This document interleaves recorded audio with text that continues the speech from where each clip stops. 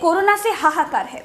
हिंदुस्तान के नंबर 1 आज तक न्यूज चैनल में राष्ट्रवादी चेहरे के तौर पर पहचान बनाने वाले पत्रकार रोहित सरदाना जी का उत्तर प्रदेश में कोरोना से निधन हो गया है, लेकिन सरकारों को कोई फर्क नहीं पड़ रहा है।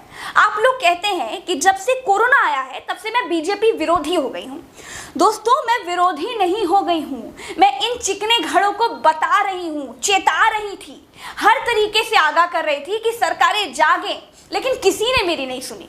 बंगाल चुनाव की रैलियों का जितना विरोध भारत की बेटी होने के नाते कर सकती थी मैंने किया। कुंभ के बारे में चिताया, पंचायत चुनाव में कोरोना मौत बांटेगा ये भी मैंने समय रहते यूपी की सरकार को बताया। बार बार चिल्लाती रही, लेकिन किसी ने मेरी नहीं सुनी। अब आगे सुनिए, वही हो गया है जिसकी मुझे आशंका थी। बताया जा रहा है कि पंचायत चुनाव की ड्यूटी में लगे 700 से ज्यादा टीचर या कह लीजिए कि कर्मचारी कोरोना से मर गए हैं। उत्तर प्रदेश के मुख्यमंत्री आदित्यनाथ जी, आप साक्षात ब्रह्म नहीं हैं, आपके अधिकारी भगवान नहीं हैं। आप लोगों ने अपने अपने घमंड में चूर रहकर उत्तर प्रदेश को मौत के मुंह में झोंका है। बुरा लग रहा हो तो भी कोई बात नहीं, मुझे कोई फर्क नहीं पड़ता। अभी भी वक्त है, चेत जाइए। पंचायत चुनाव की काउंटिंग कम से कम 1000 लोगों की जान लेकर जाएगी, अभी भी कह रही हूँ। पंचायत चुनाव के बाद गांव में लोग आम की तरह टपक टपक कर मर रहे हैं। शाम को बुखार आता है, सुबह मौत हो जा रही है। कहिए तो नाम समेत आपको आंकड़े भिजवा दूं। प्लीज आप पंचायत चुनाव की काउंटिंग रोकिए। मैं आप लोगों से कड़े शब्दों में बात कर रही हूं, इसका मतलब ये नहीं है कि मैं आपकी विरोधी हूं। आप अच्छा काम करते हैं, मैं तारीफ करती हूं, लेकिन आप लोग पिछले 2 महीने से पाप कर रहे हैं।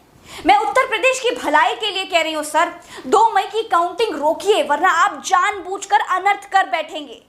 आपको यकीन नहीं हो रहा हो तो मैं आपको याद दिला देती हूं। मैंने बताया था कि यूपी पंचायत चुनाव में जिन लोगों की ड्यूटी लगाई जा रही है उनमें से बहुत सारे लोगों को कोरोना के लक्षण हैं। कोरोना बुरी तरह से फैल सकता है, लेकिन आप लोग नहीं माने। 700 से ज्यादा सरकारी कर्मचारियों की कोरोना से मौत नहीं हुई है, सिस्टम ने उनकी हत्या की है। ये मैं नहीं कह रही हूँ, ये यूपी की प्राथमिक शिक्षक संघ का कहना है। इसीलिए अब कर्मचारी काउंटिंग में ड्यूटी के नाम से थर-थर कांप रहे हैं। कर्मचारियों को यह लगने लगा है कि अब काउंटिंग में उनका नाम लगाकर उनको शहीद कर दिया जाएगा। शिक्षक संघ ने चुनाव आयोग से मांग कर दी है कि कोरोना को देखते हुए काउंटिंग को स्थगित कर दिया जाए। वोटों की गिनती इतनी जरूरी नहीं है कि लाशों पर खड़े होकर वोट गिने जाए। इस समय अगर भगवान की भी सरकार होती तो भी मैं इन फैसलों का विरोध करती। चुनाव के लिए देश को श्मशान घाट तो बना ही दिया है आपने। अब जानबूझकर लोगों को कोरोना के मुंह में मत झोंकिए। यूपी के शिक्षक संघ ने 700 लोगों के नाम सूची में लिख कर दिए हैं, मुख्यमंत्री को भी दिए हैं, शिक्षा मंत्री को भी दिए हैं और राज्य चुनाव आयोग को भी भेजे हैं। और अगर अब भी बंगाल समेत 5 राज्यों की विधानसभा और यूपी में पंचायत चुनाव की काउंटिंग हुई, मेरे प्यारे देशवासियों, आप ये समझ लेना कि सरकारों को आपकी जान से कोई लेना देना नहीं है। उनको लाशों के ढेर पर बैठकर भी चुनाव लड़ने में कोई दिक्कत नहीं है। मद्रास हाई कोर्ट ने कहा चुनाव आयोग ने रैली क्यों नहीं रोकी, इसीलिए चुनाव आयोग के अधिकारियों के खिलाफ हत्या का मामला चलाया जाना चाहिए। लेकिन चलाएगा कौन भैया? यूपी में पंचायत चुनाव की ड्यूटी में लगे 700 कर्मचारियों की मौत हुई, यहाँ पर कौन सा मुकदमा होना चाहिए?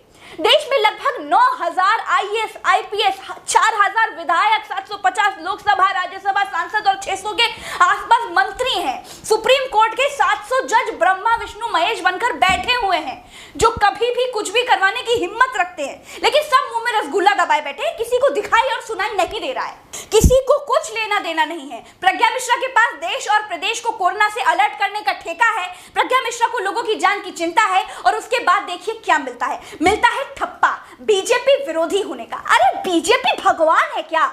ये 21वीं सदी का आपातकाल है, सरकारें कुछ नहीं कर रही तो आदरणीय कोर्ट महोदय आप लोग कुछ कीजिए। आज हमने अपने बीच से सबसे बड़े साथी एंकर रोहित सरदाना को खो दिया है।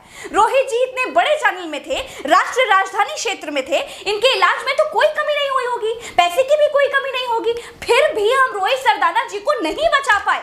आम आदमी को अस्पताल का बेड तो छोड़ दीजिए साहब, ऑक्सीजन सिलेंडर तक नहीं मिल रहा है। अब देश सड़कों पर गिरी हुई लाशें देखने का इंतजार कर रहा है क्या?